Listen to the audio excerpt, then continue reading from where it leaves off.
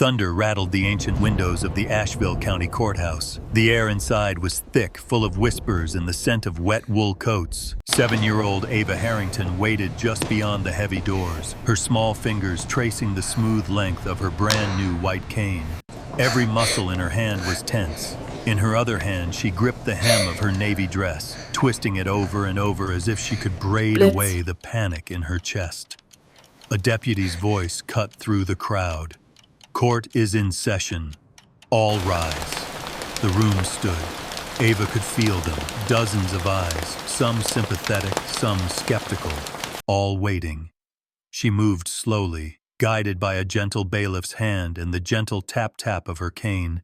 Every step echoed louder than the thunder outside.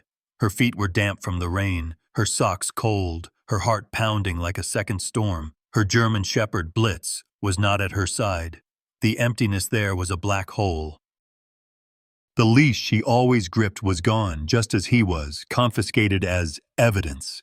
Without him, the courtroom felt endless, dangerous. She could smell coffee, old wood, perfume, and the metallic tang of nervous sweat.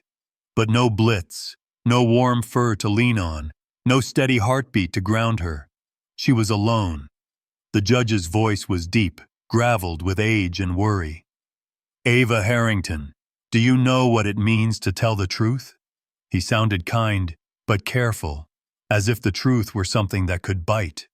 Ava nodded, then remembered. "Yes, Your Honor." Her voice shook, then steadied. "Even when the truth hurts, I have to say it." A wave of silence swept the room, thicker than any rain. She could feel it, doubt, disbelief. Some whispered, some shifted uncomfortably. She imagined the shape of their faces, the worry in their eyes, the tension between her and them, all because she couldn't see the world the way they did.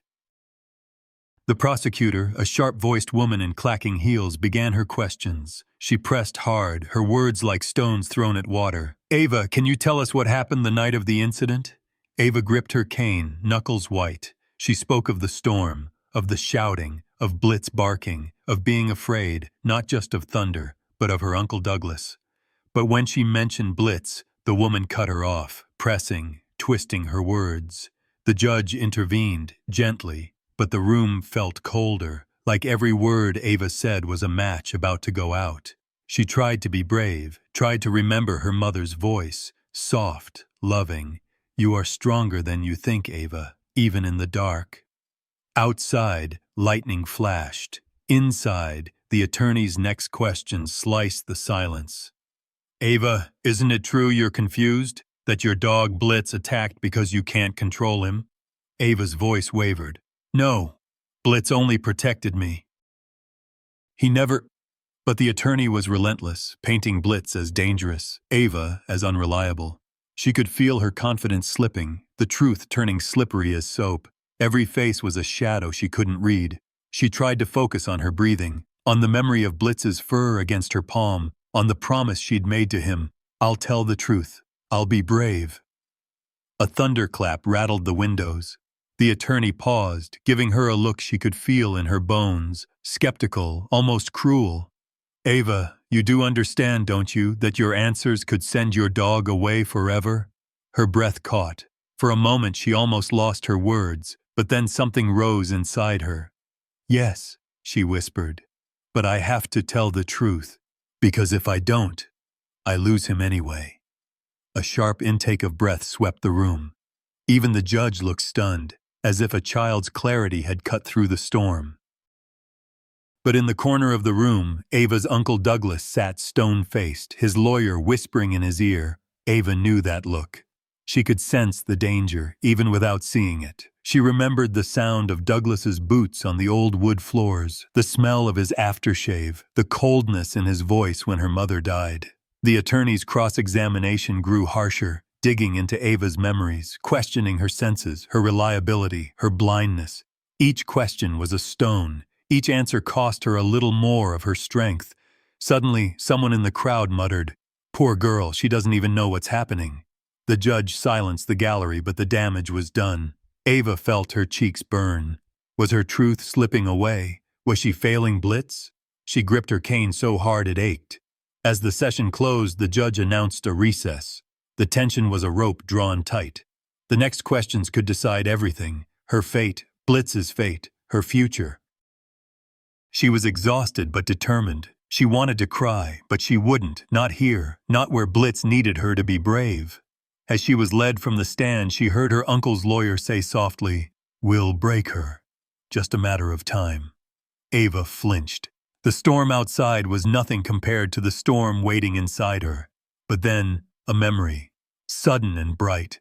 Blitz, nuzzling her after a nightmare, his fur wet from her tears. She straightened, drew in a shaky breath, and pressed her lips together. The storm was far from over. But for Blitz, and for the truth, she would not back down. Rain hammered the windows of the Harrington house, blurring the world outside into streaks of gray. Inside, the silence was heavy, broken only by the ticking of the grandfather clock and the muffled thunder. For Ava, home was never truly home, not after her mother died. Each room held echoes of laughter that no longer belonged, and every wall seemed to lean in, listening to secrets no one dared speak. Her uncle, Douglas Harrington, made a show of kindness for neighbors and church folk. His words were smooth, his smile practiced, always a hand on Ava's shoulder when others were near, always the perfect gentleman. But behind closed doors, the mask fell. He moved through the house like a cold wind, unpredictable and sharp. Ava had learned to sense his moods by the sound of his footsteps, the way his keys jangled, the sharp click of his lighter. Blitz, her German shepherd, was her shield. He watched Douglas with wary eyes, his tail stiff, his ears always alert. Blitz slept beside Ava's bed each night, one paw draped protectively over her feet, as if he could anchor her in the darkness. When Douglas prowled, Blitz shadowed him, quiet and tense. One night as lightning split the sky, Douglas stalked through the living room, cursing the storm and the dog in equal measure. "Out! I'm tired of that mud in here," he growled, shoving Blitz toward the back door. Blitz resisted, muscles taut, but Douglas yanked him by the collar and shoved him into the pouring rain. The door slammed. The house seemed to shrink, suddenly colder. Ava lay in bed, listening to Blitz scratch at the door, his barks muffled by the storm. She pressed her face to the pillow, heart pounding, imagining Blitz alone in the wet, frightened and shivering. She whispered into the dark, "It's okay, boy. I'm here." But her words vanished into the silence. Emotional beats came in waves, little humiliations, little hurts. Douglas took pleasure in rearranging the furniture, knowing Ava would stumble and bruise her shins on chairs moved from their usual spots. Once, she reached for the kitchen counter and found nothing, falling hard to the linoleum. Douglas laughed, the sound low and mean. Some days he forgot her meals, leaving Ava hungry, the kitchen locked while he ate alone. Other nights he'd snatch away her cane as she tried to make her way upstairs. "You think anyone cares what happens to a blind girl?" he hissed one night, his breath thick with whiskey. "No one will ever believe you. Not about me. Not about anything." Ava shrank into herself, biting her lip to keep from crying. She wished she could disappear, wished she could become so small that she could slip under the door and vanish with Blitz into the night. But Blitz wasn't there. She heard him barking outside, scratching at the door, desperate to get to her. She imagined his nose pressed to the crack, his paws digging, his body trembling with the urge to protect her. The days blurred. School was no refuge. Douglas rarely took her, and when he did, he dropped her off late and picked her up early, making excuses about her nerves. The teachers tried to ask questions, but Ava just smiled, hiding the bruises and the truth. She knew what would happen if she spoke out. She couldn't lose Blitz. He was her only family now. One night, the cruelty escalated. Douglas, drunk and furious about a misplaced set of keys, stormed into Ava's room. He yanked her cane from her hand and hurled it across the floor. "If you can't keep track of things, maybe you don't need help getting around," he snarled. Ava reached out blindly, trembling. Douglas hovered over her, a shadow of malice. "You're nothing without your dog, but he's nothing but trouble. Maybe I should get rid of him for good." Ava's breath caught. She dared not argue, dared not beg. Instead, she folded in on herself, pressing her fist to her mouth, fighting back the tears. Blitz barked outside, frantic. But no one came. That night, as thunder crashed and rain battered the windows, Ava curled up on her mattress, shivering. She pressed her face into Blitz's old blanket, inhaling his scent. "I'm sorry, Blitz. I'm so sorry." Her words broke in the darkness. The next morning, she overheard voices in the hallway. Douglas was on the phone, speaking in a low, conspiratorial tone. "Yeah, the dog's aggressive. Nearly bit me. I want him gone. Animal control, whatever it takes." Ava froze. Her hands shook so badly she almost dropped her breakfast bowl. Panic rose inside her, icy and paralyzing. She had to do something. But what? She was just a kid. A blind kid. No one listened. She'd seen it in the way the neighbors looked at her. Pity, not belief. And if Blitz was taken away, she'd have no one left. Later that afternoon, she hid in the hallway, listening to Douglas's boots clomp across the kitchen floor. The phone call ended with a cruel laugh. "Good. Tomorrow, then." That night, Ava whispered to Blitz through the door, her voice shaking. "Don't let them take you, boy. Please, hold on. I'll find a way." In the shadows, a pair of gentle brown eyes met hers, separated by wood and rain. Blitz's tail thumped softly against the porch. He would not leave her, not by choice. But as Ava listened to Douglas's heavy footsteps fade upstairs, she knew tomorrow would bring the greatest test yet. She gripped Blitz's old collar and promised herself, "I won't let them break us, no matter what." But in her heart, doubt flickered. Could she protect Blitz when she could barely protect herself? The answer was coming, carried on the wind and thunder. Morning crept into the Harrington house, gray and slow, dragging with it the kind of dread that made Ava's stomach twist. The world outside was slick and dripping from last night's storm, every surface shining, deceptive. Ava sat on the edge of her bed, clutching Blitz's battered collar. She listened for his pause, usually a morning comfort, but today only silence and the distant squawk of a radio downstairs. She heard Douglas's voice, brisk and official, carrying from the kitchen. "Yes, officer, that's right. The dog snapped, unprovoked, nearly took my hand off. The girl, she's scared of him now. Please come quickly." A forced tone, syrupy sweet at the end. Ava knew it for the lie it was. She scrambled to her feet, bare toes searching for her cane. Gone. Panic skittered up her spine. She reached for the door, hands brushing the walls, tracing the way by memory. She found the kitchen door locked. She pressed her ear to the wood. Voices grew louder. Strangers. Animal control. "Where's the dog?" a man asked. Heavy boots thudded. Blitz barked, sharp and desperate, from the back porch. Ava's heart pounded. She tried to reach the back door, but Douglas stepped into her path, broad and cold. "Stay out of the way, Ava. It's for your own good." His hands gripped her shoulders, steering her to a chair. She tried to push past him, but he held her tight. "Don't take him. Please. He didn't do anything," she cried, voice cracking. She could hear Blitz's nails scraping wood, the frantic panting, the thud of the porch swing knocked aside. She pictured his face, ears back, eyes wide, searching for her. An officer's voice was stern. "Ma'am, we have to remove the animal. It's a safety issue." Ava strained, desperate. "Blitz is my guide. He's never hurt anyone. Please, let me talk to him. Please." She twisted in Douglas's grip, but he only squeezed harder. Then came the sharp click of a leash, the growl of protest, the yelp as Blitz was pulled away. Ava's world spun. The slam of the screen door, boots shuffling, Blitz's barks fading, each one more distant, ripped a hole through her chest. "Blitz! Blitz!" Her voice barely rose above a whisper as she broke free and ran, stumbling, out the door. Rain soaked her socks, mud sucked at her feet. She reached the fence just as Blitz was shoved into a van, the metal doors clanging shut behind him. Douglas called after her, voice icy. "Enough, Ava. Come inside." He dragged her away from the fence. She went limp, tears blinding her in the way sight never had. Douglas hissed, "You brought this on yourself. Maybe now you'll learn." Back inside, the emptiness swallowed everything. Ava stood in the center of her room, her hands searching for Blitz's presence, his blanket, his toys, the tufts of fur he left behind. She found his old collar, running her fingers along the worn leather, tracing the familiar shape of his name tag. Each letter was a memory. B-L-I-T-Z.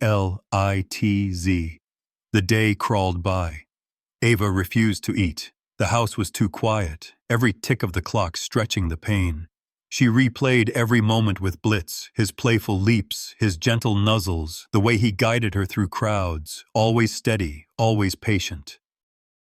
At night, she curled up on the floor where he used to sleep. The rain started again, drumming on the roof, mirroring the ache inside her chest. She whispered into the darkness, voice raw. "Blitz, come home. Please." The world shrank to thunder and longing, her hands pressed to the floor, searching for warmth that wasn't there. Across the street, Mrs. Naylor watched from behind her lace curtains. She'd heard the yelling, seen the dog dragged away, caught glimpses of bruises on Ava's arms when she fetched the mail. Tonight, the Harrington house looked darker than ever. Mrs. Naylor's heart hammered as she picked up her phone, dialing child services. "Something's wrong," she said, her voice trembling. "That little girl, she's not safe." Ava didn't know any of this. In her room, all she knew was the loss, sharp as a blade. She clung to Blitz's collar, rocking, her breaths jagged and shallow. "I'll find you, boy. I promise." She repeated it like a prayer, the only thing keeping her afloat. At midnight, thunder shook the house. Douglas was asleep, his snores rattling through the floorboards. Ava crept to the back door, hands trailing the walls. She pressed her ear to the glass, listening for any sign of Blitz. Only rain, only wind. She pressed her forehead to the door, crying softly. Her dreams were haunted, Blitz running, Blitz lost in a world of shadows, Blitz calling for her, but she couldn't find him, couldn't reach him. Each time she woke, the loneliness rushed in, but something inside her began to shift. The pain was still there. Raw, relentless, but a thin strand of hope clung tight. Blitz was out there somewhere. Maybe someone would believe her. Maybe someone would care. As dawn crept in, cold and pale, Ava pressed Blitz's collar to her chest and swore she wouldn't give up. Not now, not ever. What she didn't know. Across the street, Mrs. Naylor was already moving, gathering her courage. For Ava and for Blitz, the wheels of fate were turning. The morning after Blitz was taken, the house was so quiet it felt abandoned. Ava sat on the floor of her room, back against the wall, knees pulled tight to her chest, Blitz's collar clutched in her fist. She could hear Douglas downstairs, his phone calls, his heavy boots, his laughter that sounded forced and hollow now that Blitz was gone. The air smelled of old coffee and wet carpet, but mostly it smelled empty. Across the street, Mrs. Naylor peered through the thin curtain, watching the Harrington house with a tightening in her chest. She'd been a neighbor for decades, long enough to see secrets in the way people shut their doors. Last night's storm had left branches scattered over the sidewalk, and her roses sagged under the weight of the rain. But what haunted her most were the sounds she'd heard: Blitz's desperate barking, Ava's cries, the cold command in Douglas's voice. She spent the morning pacing her living room, replaying every suspicious moment, the bruises on Ava's arms, the way the girl never smiled, how Blitz always stood between Ava and her uncle, ready to fight the world for her. Mrs. Naylor's own childhood came back to her in flashes, quiet bruises, unsaid things, the feeling of being invisible in a house full of secrets. By midday, she made up her mind. She dialed child services with trembling hands. Her voice was low, urgent, a whisper at first. "There's a little girl across the street. Her mother's gone, her dog's been taken, and I think something's very wrong in that house." She gave details: the yelling, the late-night storms, the bruises, the way Douglas looked at Ava when he thought no one was watching. When she hung up, her hands wouldn't stop shaking. That afternoon, the doorbell at the Harrington house rang. Ava stiffened, her whole body alert. Douglas grumbled, slammed his mug on the table, and stomped to the door. Voices filtered up the stairs, strangers, official, gentle, in a way that made Douglas's voice sound even harsher. A caseworker entered the living room, her step soft, her tone warm. "Hello, Ava. My name is Ms. Ramos. I'd like to talk with you." Douglas stood behind her, arms folded, lips pressed tight. Ava's heart hammered. Every time she opened her mouth, Douglas seemed to loom larger, like a shadow that swallowed words. The caseworker noticed her flinch. She smiled gently. "Would you like to come sit with me on the porch? Just us girls. It's okay if you don't want to talk yet." Ava shook her head, her voice lost somewhere in her chest. But Mrs. Naylor, who had come over with cookies and a steady grandmotherly presence, crouched beside her. "It's okay to be scared, honey." "I was scared when I was little, too. Sometimes adults forget how to listen." Ava stared at her hands, silent. Mrs. Naylor took her own trembling hand and set it gently over Ava's. "When I was your age, nobody believed me either," she whispered. "But you deserve to be safe. You deserve to be heard." Something cracked open inside Ava. The words tumbled out, quiet at first. She told Mrs. Ramos about the night Blitz was taken, about the storms, about her uncle's voice in the dark, the threats, the missing meals. She spoke of the way Douglas rearranged the furniture, how he locked her cane away, how he whispered that no one would ever believe a blind girl. Ms. Ramos listened, really listened, not the way most adults did, half distracted, but as if every word Ava spoke mattered, as if the pauses and hesitations held as much weight as the words themselves. Mrs. Naylor sat with her the whole time, a gentle anchor, nodding with each trembling sentence. Afterward, Mrs.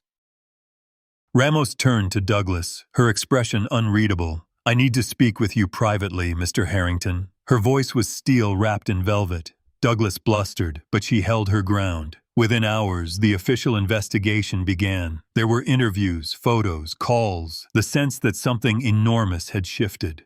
Douglas protested, loud and indignant, but for the first time, someone else was in charge. Ava watched from the stairs, not daring to hope yet. That night, Ava packed a small bag, her mother's photograph, Blitz's collar, her favorite book in Braille, the blue sweater Mrs. Naylor had knitted for her last Christmas. She hugged Mrs. Naylor, who whispered, "I'll be right here, honey, no matter where you go." Ms. Ramos led her to a waiting car. The seat was soft, the air warm, but Ava shivered the whole ride, clutching Blitz's collar to her chest. She didn't cry. She was too tired, too wrung out. She arrived at the Carter house, where soft lights glowed in the windows and the scent of cinnamon drifted through the air. Mrs. Carter opened the door with open arms, her voice a calm harbor. "Welcome home, Ava. You're safe here." But Ava couldn't rest. She lay awake in her new bed, the world suddenly too big, too bright, too strange. She missed Blitz's weight by her legs, his snore in the dark, the scratch of his claws against the hardwood. The safety of the Carter house was real, but incomplete. The next morning, Mrs. Carter brought her pancakes and sat with her as she picked at her food. "You don't have to talk if you're not ready," Mrs. Carter said, kindness in every word. "But when you are, I'll listen."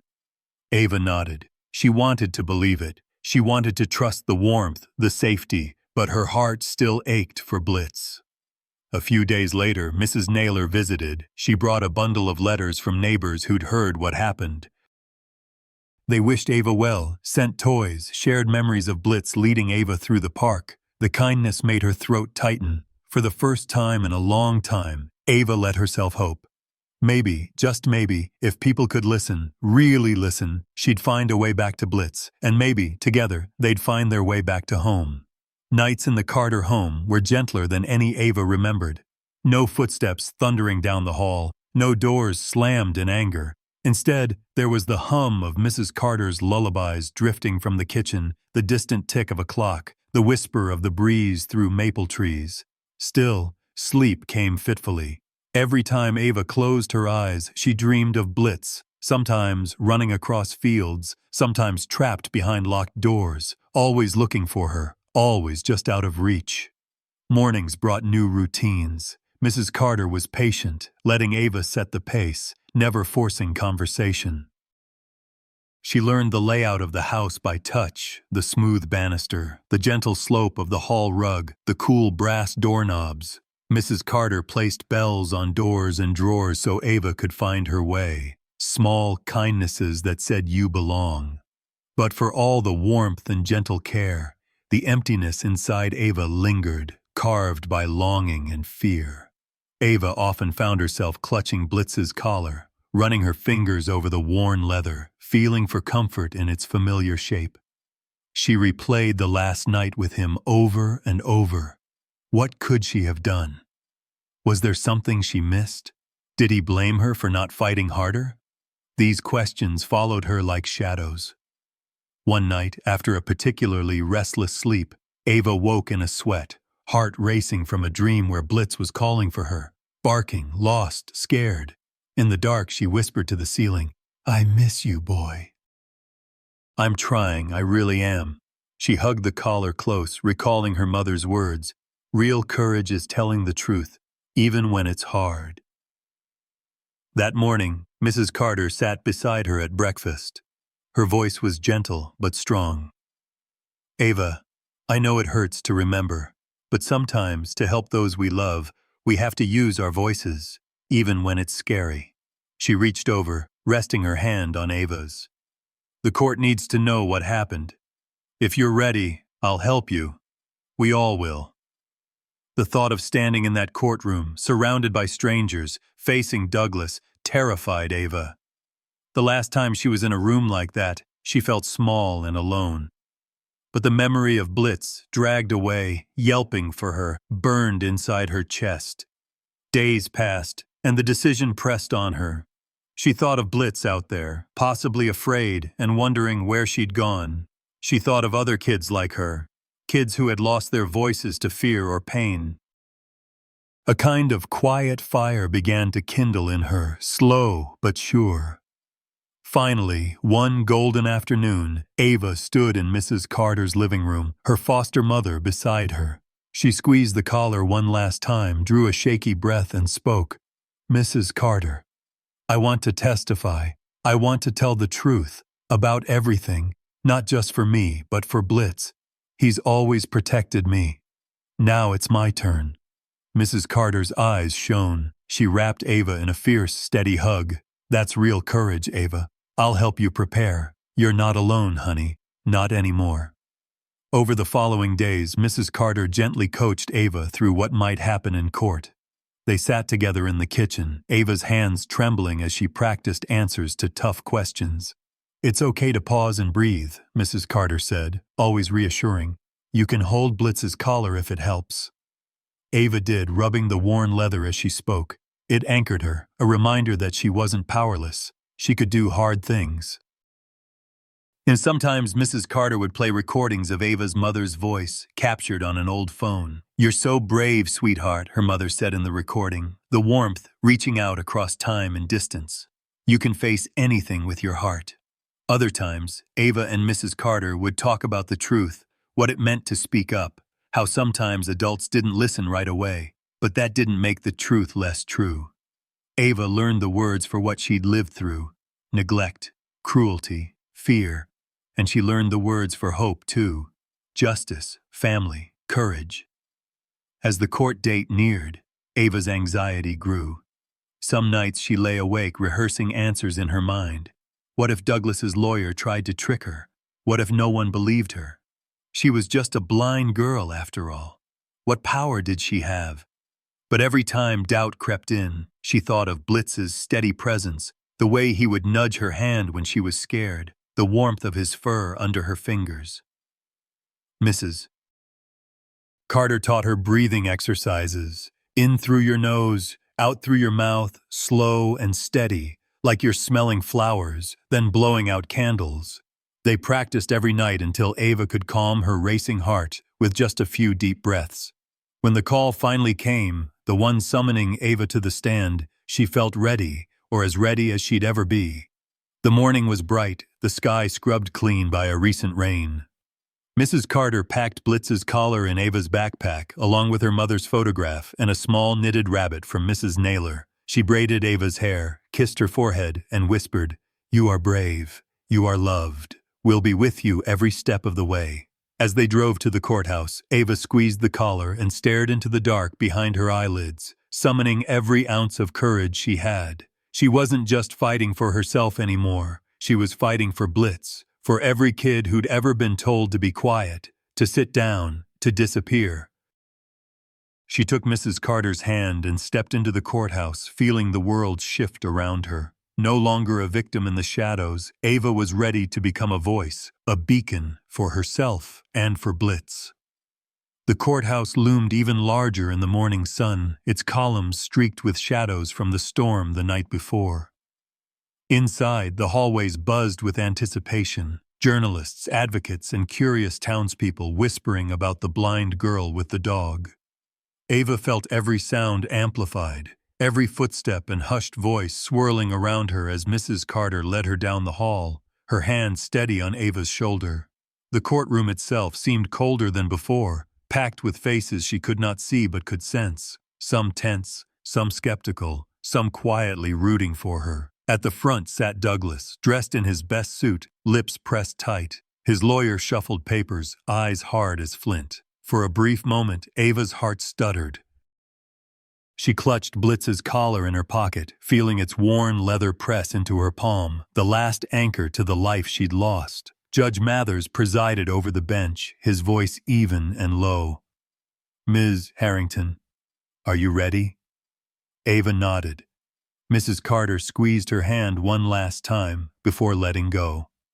Ava took a deep breath, remembering the practice sessions, the way her foster mother had taught her to find her voice, to ground herself with memory and breath. She stepped up to the witness stand, cane tapping, back straight as a young sapling in the wind. She felt every eye on her as she raised her hand, swearing to tell the truth. The prosecutor, a calm woman with a gentle tone, began, "Ava, can you tell us about your life with your uncle and Blitz?" Ava's voice trembled at first, quiet and uncertain. "My uncle, Douglas. He wasn't like my mom. He moved the furniture so I would trip. Sometimes he forgot to feed me or took away my cane." She hesitated, hearing a few gasps from the crowd. "When it rained, he locked Blitz outside even if it was cold. Blitz was my friend. He protected me." The prosecutor asked gentle questions, guiding her through painful memories. Ava spoke about nights spent in fear, Blitz's unwavering loyalty, and Douglas's threats. The words spilled out, slow but gaining strength like a river breaking through ice. "He told me no one would believe a blind girl, but Blitz always believed me. He always came when I called, until they took him away." A hush fell over the room. Ava's throat tightened with emotion, her fists clenched in her lap. Judge Mathers cleared his throat, voice thick. "You're doing very well, Ava." Then came the defense attorney, all sharpness and calculation. "Ava, isn't it possible you misunderstood your uncle's intentions, that you simply tripped because you cannot see? Maybe you forgot to feed yourself and blamed him. Can you be sure your memory is accurate?" Ava felt the sting, the old familiar doubt. She took a deep breath, remembered Blitz's steady presence, Mrs. Carter's hands, her mother's voice. "I know what happened," she said, voice trembling but true. "Because I remember how I felt. Because I remember Blitz, licking my tears when I was scared. I didn't imagine the bruises or the hunger or the nights alone in the dark." The defense tried again, pressing. "And Blitz, your dog, isn't it true he attacked your uncle?" Ava shook her head, a new fire rising. "Blitz never attacked anyone. He only barked when I was in danger. He would never hurt me. He's not just a dog, he's my guide. He's my best friend." The crowd murmured, tension building, emotion rippling through the room. For a heartbeat, Ava thought she might break. Then she heard a familiar voice from the gallery, Mrs. Naylor calling out softly, "We believe you, Ava." Something shifted. The judge nodded for silence, but the encouragement steadied Ava. She straightened her spine, voice firmer than ever. Outside, the storm clouds had scattered, but inside the courthouse, the drama built. As Ava continued, her testimony painted a picture clearer than any photograph. Loneliness, survival, courage, the silent language she'd shared with Blitz. Every detail made the reality of her world tangible to the people in that room. While Ava spoke, outside in the courthouse plaza, Mrs. Carter and her neighbors circulated a petition, one demanding justice for Ava and the immediate return of Blitz. Friends, teachers, and even strangers signed, moved by the story that was spreading through town. By midday, the petition had hundreds of signatures and more were pouring in online. News crews began to gather, turning Ava's struggle into a spark for something bigger. Back in the courtroom, the defense tried to rattle her, but Ava would not break. She clung to the collar in her pocket, grounding herself in memory and love. With each question, her answers became stronger, surer. The prosecutor's final question was soft but devastating. Ava, what would it mean to you to have Blitz back? Ava paused, eyes stinging. It would mean I'm safe again. It would mean I have my family. It would mean I can be brave, not just for me, but for other kids like me. A long silence followed. The judge wiped his glasses, his face unreadable. Somewhere in the back, someone sniffled. For the first time, Ava felt like her voice had reached the farthest corners of the room. As court adjourned for the day, Mrs. Carter wrapped her in a hug, whispering, "You did it. I'm so proud of you." Ava clung to her, tears soaking Mrs. Carter's shirt. "Blitz would be proud too," she whispered. In that moment, something inside her shifted. She wasn't just surviving anymore. She was fighting, and she wasn't fighting alone. Outside, the sky cleared. The crowd dispersed, but the ripple of Ava's truth lingered, unleashed, impossible to ignore. For the first time since Blitz was taken, hope didn't feel so far away. The day after Ava's testimony, the courthouse was alive with a different kind of energy. The story of the brave blind girl and her loyal German shepherd Blitz had swept through Asheville County like wildfire. By noon, the courthouse steps were crowded, neighbors, classmates, and total strangers holding homemade signs. "Bring Blitz home. Justice for Ava." Inside, Ava sat in a quiet room with Mrs. Carter, her fingers working nervously at Blitz's collar. Every minute away from the courtroom made the uncertainty ache sharper. Back in the courtroom, Judge Mathers shuffled papers and listened as lawyers bickered. Douglas's attorney grew more agitated, flipping through documents, raising objections, doing anything to stall. Douglas sat stone-faced, a bead of sweat trailing down his temple. The prosecution presented the signed petition for Blitz's return, its pages thick with signatures and heartfelt notes. Outside, the crowd's chants filtered faintly through the windows. "Let her have her dog! Let her have her dog!" Ava waited for hours, hope rising and falling in time with her heartbeat. She pressed her ear to the door, listening for anything, any hint of news. Then suddenly, the courtroom doors swung open with a rush of cold air and excited whispers. A court officer stepped in, voice trembling with something like awe. "Your Honor, there's something you should see." All eyes turned as a volunteer from Animal Control entered, gently holding Blitz's leash. The big shepherd looked thin, but alert, his coat duller than before, but his tail wagged the moment he caught Ava's scent. Blitz tugged against the leash, pulling free and bounding across the marble floor. The whole room seemed to freeze. Ava's breath caught in her chest. Blitz leaped onto the witness stand, knocking Ava's cane aside and pressing his wet nose into her palms. Tears streamed down Ava's face. She dropped Blitz's collar and wrapped her arms around his neck, burying her face in his fur as he licked her cheeks, whining with joy and relief. The crowd gasped, many openly weeping. Even Judge Mathers took off his glasses, blinking hard. Douglas shifted in his seat, jaw clenched, eyes darting. Blitz's body blocked the space between Ava and her uncle, his head low, hackles up, a low growl rumbling in his chest. The courtroom hushed, tension thick and crackling. The bailiff stepped forward, moving between Blitz and Douglas, but Judge Mathers held up a hand. "Let the record show that this dog appears highly protective of the witness." As the commotion settled, a junior officer approached the bench, clutching a clear evidence bag. "We found these in Mr. Harrington's coat during security screening," he announced. Inside were several vials of veterinary sedatives, none prescribed in Douglas's name. The room buzzed with disbelief. The judge's eyes narrowed. "Mr. Harrington, can you explain why you were carrying controlled substances meant for animals?" Douglas stammered, sweat beading on his forehead. His lawyer looked pale, flipping through files and whispering urgently. Suddenly, Mrs. Naylor's voice rang out from the gallery. "Check the girl's medical records, the bruises, the lost weight. He's been abusing her." Her words landed like thunder. More neighbors began to murmur in agreement, emboldened by the moment. A court-appointed doctor who had quietly reviewed Ava's injuries stood and spoke. "Based on my examination, Ava's bruises and undernourishment are consistent with neglect and deliberate harm. She's telling the truth. The dog never harmed her or anyone else." Judge Mathers called for order. "We will recess while this new evidence is examined."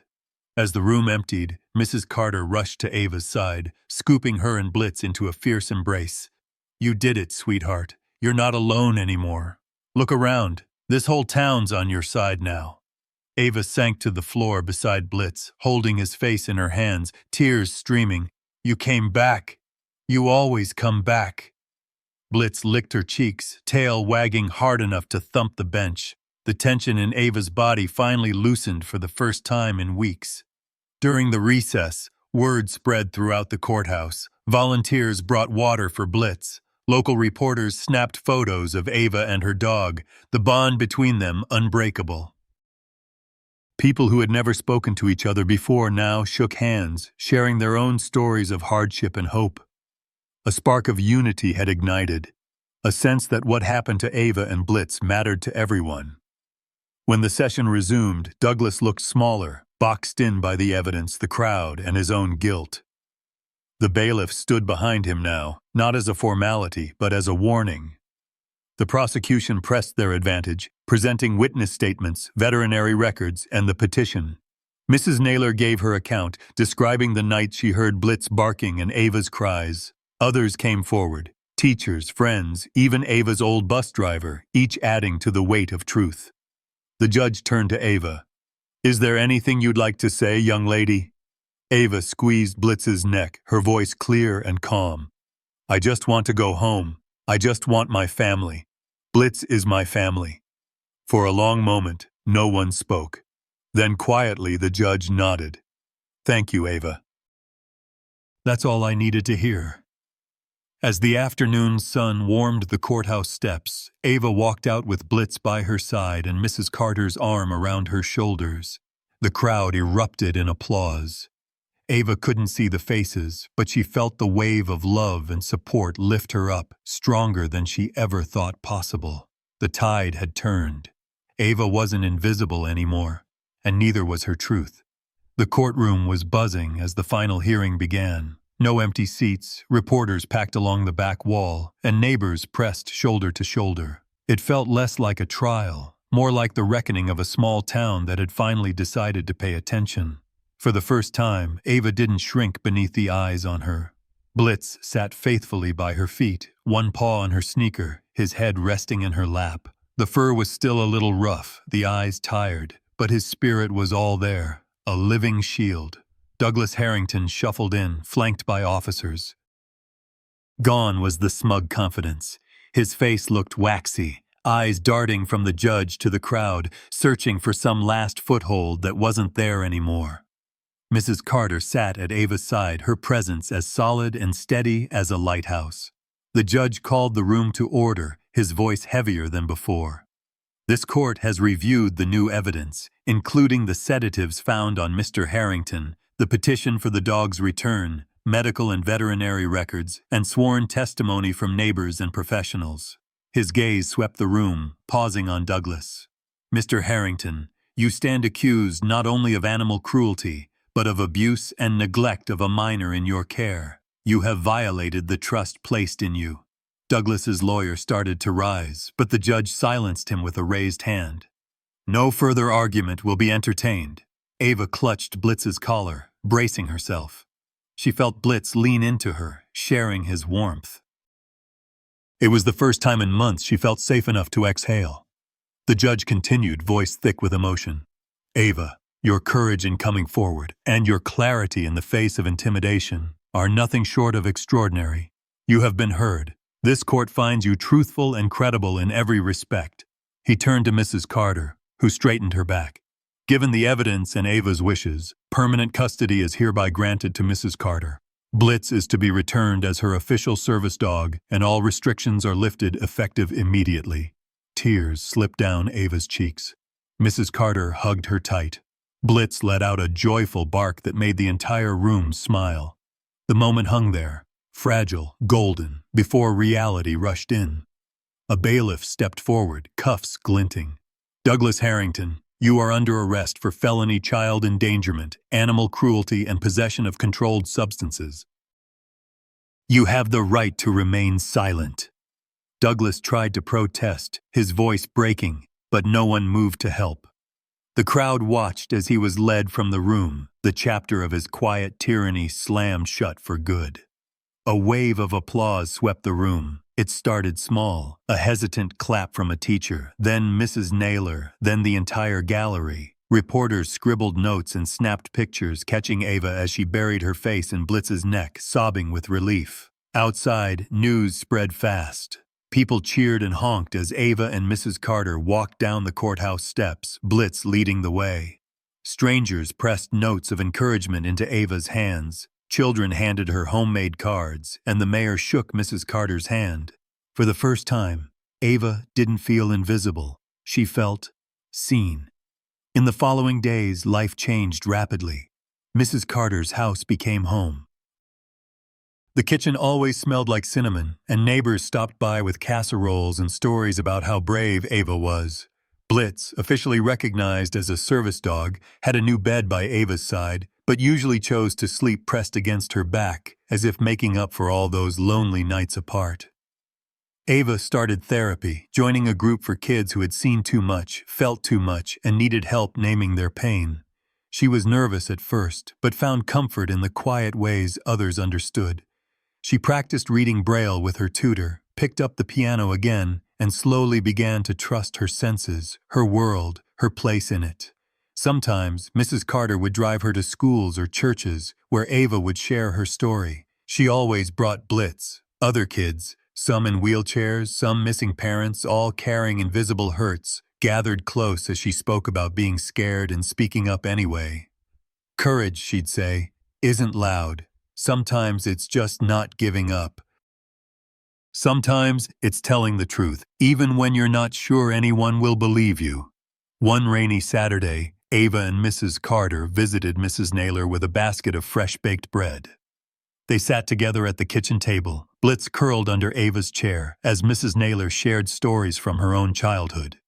"You made a difference, sweetheart," she said, squeezing Ava's hand. "You showed us all how to listen better." Even as the headlines faded and reporters moved on, the impact of Ava's story rippled outward. Neighbors who barely spoke before now looked out for one another. Local shelters saw a spike in service dog applications and volunteer sign-ups. People talked more about believing children, about what it meant to listen, about what real safety looked like. And Ava, bruises fading, trust growing, finally felt something she'd almost forgotten: hope. On the night the adoption papers arrived, Mrs. Carter tucked Ava into bed. Blitz jumped up, wagging his tail as Ava threw her arms around him. "We're really home now, boy," she whispered.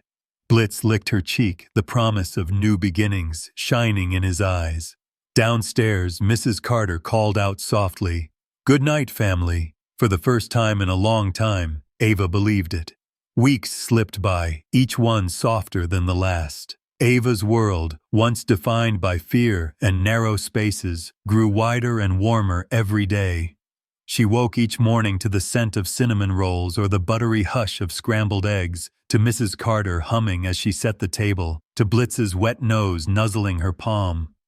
Sometimes, in the early light, she'd lie very still and just listen, to birds outside, to distant laughter, to the heartbeat of a house where no one raised their voice in anger.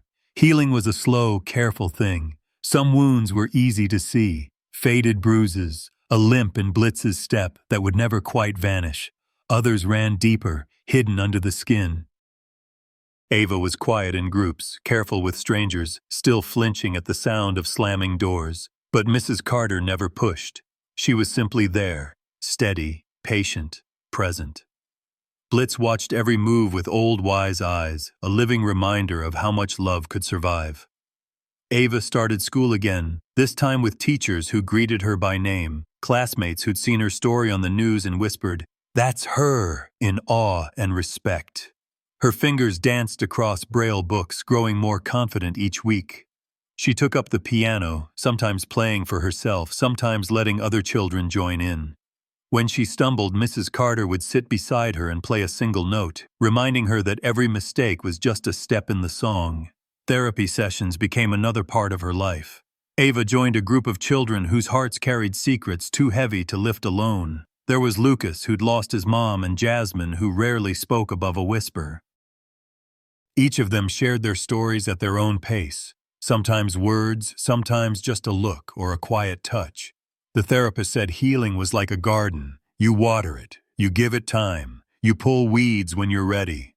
Blitz came to every session, sprawling in the center of the circle, soaking up nervous hands and tears alike. For some of the children, Blitz was the first to earn their trust. He'd nuzzle their knees or rest his head in their laps, his gentleness cutting through the silence. Ava watched how other kids lit up in his presence, how laughter came more easily, how the room softened when he was there. In time, Ava found her own voice, soft, sure, growing stronger with every day. She volunteered to read stories aloud in the school library, her fingers gliding over Braille pages as the room filled with the hush of listening children. With Mrs. Carter's encouragement, she began recording audiobooks for the visually impaired, her words clear and careful, Blitz's quiet breathing sometimes caught in the background. One bright morning, the principal invited Ava to speak at an assembly. She stood on stage, Blitz beside her, the gym hushed. "I used to be afraid my voice didn't matter," she said, her voice steady. "But I learned that courage isn't about being loud. It's about telling the truth, even if your truth is quiet, even if it hurts, because your story matters, and someone will listen." After the assembly, a line of students formed, some in wheelchairs, some holding white canes, some simply needing to be seen. Ava listened to each one. She told them what she'd learned. Courage is for anyone who has a voice, even a quiet one. You don't have to do it alone. At home, Mrs. Carter and Ava launched a new project together. They recorded bedtime stories and chapters of classic novels for kids who couldn't see well enough to read print. Sometimes Mrs. Naylor joined in, her old voice rich and warm. They mailed the recordings to libraries and community centers, turning Ava's pain into purpose. Each story a small thread connecting her to someone else's world. Blitz always lay at Ava's feet as she worked, his head pressed to her ankle, a living symbol of trust, rebuilt. Sometimes, Ava would pause and rub his ears, whispering, "Thank you, boy. You saved me. Now we're saving others, too." Slowly, the town changed, too. People talked more openly about what it meant to really listen, about the invisible scars left by cruelty and the slow, stubborn power of kindness. More families applied to foster service dogs. Teachers took extra training in how to support kids with disabilities. The library started a Braille collection. The mayor invited Ava to a city meeting asking for her advice on making playgrounds more accessible. Through it all, Ava's journey became a story that parents told their children, a blind girl and her dog, a neighbor who spoke up, a family built on kindness instead of blood. The story reminded everyone that real community wasn't about pity, but about respect and partnership. That justice started with listening, not just with your ears, but with your heart. Mrs. Carter sometimes watched Ava and Blitz in the yard, her heart full. She saw how Ava reached for the world now, unafraid, how she let others lean on her, just as she had once leaned on Blitz. She saw a girl who had been made invisible by pain, now shining with the light of her own courage. And she saw a dog who never once let go. Years slipped by in gentle seasons, winters of soft snowfall, springs filled with lilacs and laughter, autumns golden and alive. Ava grew up in the warmth of Mrs. Carter's home, the memory of the old pain fading but never forgotten. Her world grew with her, from the safe streets of Asheville County to cities and towns where her story traveled ahead of her, carried on the voices of those who had listened and learned. Now, as a poised young woman, Ava stood backstage at the National Disability Rights Conference, her palms damp with nervous energy. In the years since that stormy trial, she had become a quiet force, an advocate, an author, a speaker. But no title felt as true as friend, daughter, survivor. At her feet, a worn leather collar rested on the podium. Next to it was a framed photograph of Blitz, nose dusted with gray, eyes still sharp, tail curled around Ava's ankle. He had passed away at 14, his last years filled with gentle walks, slow mornings, and the kind of love that never wavers. The ballroom was full. Families, lawmakers, teachers, children in wheelchairs and with canes, guide dogs resting beneath folding chairs. At the edge of the stage, Mrs. Carter gave Ava a small, proud smile, eyes glistening. The memory of Mrs. Naylor lingered, too, a reminder of how one voice, brave and steady, could change everything. A hush swept the room as Ava stepped to the microphone. She laid her hand on Blitz's collar, the leather warm from her touch. She drew a slow breath, feeling the weight of years and the hope that grew from them. "My name is Ava Harrington," she began, her voice strong and clear, echoing across the ballroom. "When I was 7, I stood in a courtroom with nothing but the truth and the hope that someone would listen. I wasn't alone. My dog Blitz stood with me. He saw the truth when no one else would." She paused, her hand tight around the collar. "I was taught that real justice is about listening, truly listening, to the people we often doubt or overlook. Every child deserves to be heard, not just seen. Every act of bravery, no matter how small, plants a seed of hope that can bloom for years." A photograph of Ava and Blitz appeared on the screen behind her. Ava, younger and smaller, her arms around Blitz's neck, his eyes fixed on the horizon. She smiled at the memory, at the crowd's gentle reaction. "In the years since, I've learned that community isn't built on pity or charity, but on respect, partnership, and believing in each other's worth. Real rescue is always mutual. Blitz saved me, but I saved him too. And now, together, we've helped others find safety and strength." She spoke of her advocacy, helping schools train service dogs, consulting on accessibility, sharing stories with children across the country who needed to know they weren't invisible. She described her work recording audiobooks and supporting families learning Braille, and how Mrs. Carter, now officially her mom, volunteered alongside her. After her speech, Ava led a round table, fielding questions from children and families. A little girl with a service puppy in her lap asked, "Weren't you ever scared?" Ava smiled, reaching for the collar again. "I was scared every day, but courage isn't about never being afraid. It's about loving someone or something enough to stand up anyway. You don't have to be loud to be brave. You just have to be honest, even when it's hard." Lawmakers in the audience nodded, some wiping tears from their cheeks. Parents hugged their children a little tighter. Teachers took notes, eager to bring Ava's message home. As the conference closed, Ava gathered her things.